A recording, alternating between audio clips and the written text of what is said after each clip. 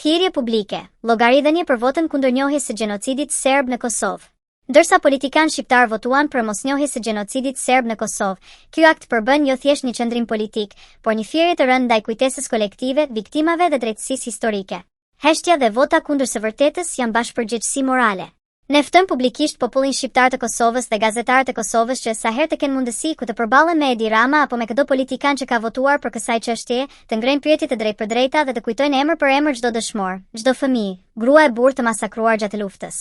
Kjo nuk është retorik. Është detyrim qytetar. Mesazhi është i qartë. Gjenocidi serb në Kosovë nuk shihet me vota. Drejtësia nuk negociohet nëpër salla parlamentesh. Politikanët që votojnë kundër së vërtetës duhet të mbahen përgjegjës publikisht. Populli i Kosovës ka të drejtën dhe obligimin të mos harrojë dhe të mos lejojë relativizimin e krimeve. Gazetarët kanë misionin të mos i lënë të çet pushtetarët, t'i pyesin, t'i ballafaqojnë me faktet dhe me emrat e viktimave. Mbajeni qeverinë Rama dhe çdo politikan që votoi për mosnjohjes së gjenocidit serb, përgjegjës. Sepse pa të vërtetën nuk ka pajtim. Pa drejtësi nuk ka paqe.